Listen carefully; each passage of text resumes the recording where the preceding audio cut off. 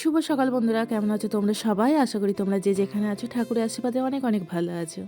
তোমাদের ভালো এবং সুস্থতা কামনা করে আজকে ব্লগটা আমি শুরু করছি। সকালবেলা বাচ্চারা অনেকক্ষণই পড়তে এসে গেছে, ওদের ছুটি দেওয়ার প্রায় সময় হয়েই গেছে। সকালবেলা ঘুম থেকে উঠে সমস্ত কাজ সেরে নিয়েছিলাম, আর জামা কাপড় যেগুলো কেচে নিয়েছিলাম সেগুলো না চালাতে ভুলে গেছি।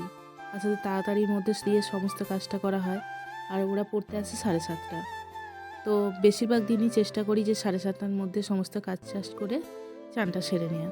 তো সেই হিসাবেই হয়ে গিয়েছিল। আর যে সমস্ত জামা কাপড়গুলো ছিল সেগুলোও কেচে নিয়েছিলাম। আসলে সকাল সকাল কাজ না করলে না, আর কাজের থেকে সবথেকে বড় কথা হচ্ছে যে জামা কাপড়গুলো যদি ঠিকঠাক কাচাকুচি না হয়, ভালো তো রোদ দেয় না। আর শীতের রোদ তো জানো যে একটা জামা কাপড় মোটা হলে সেটা দুদিন শুকোবে।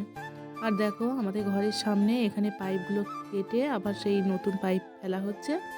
সে এক সমস্যার ব্যাপার, মানে জল সে কারণে ভালো আমরা পাচ্ছি না। আর আগের দিনের তরকারি বাতিগুলো ছিল, তো সেগুলোই দেখিয়ে দিলাম।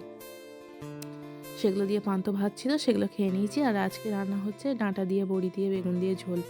আসলে কালকে অনেক রকম রান্না হয়েছিল, তো সেই কারণে ভালো লাগছিল না। একদিন বেশি চাপাচাপি খাওয়া হয়ে গেলে না, তারপর দিন মনে হয় একটু মানে এক তরকারি ভাত হলেও চলে যায়। তো এদিকে আমি দুপুরবেলা একটু শুয়েও ছিলাম, শরীরটা ভালো লাগছিল না। তো যে বিছানাটা একবার দেখিয়ে দিলাম, যে রোদও পড়ছে ওই জন্য লেপটা গুছোইনি, রোদে যেটুকু আর কি গরম হয়ে থাকে বিছানা।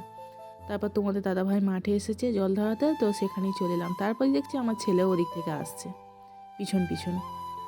তো এই যে তোমাদের দাদাভাইয়ের কাজ এখনও কমপ্লিট হয়নি। ওই জমিটা দেওয়া হয়ে গেছে, এই জমিটা আর কি এখনও চলছে কাজ, আর আমি বসে আছি রোদে।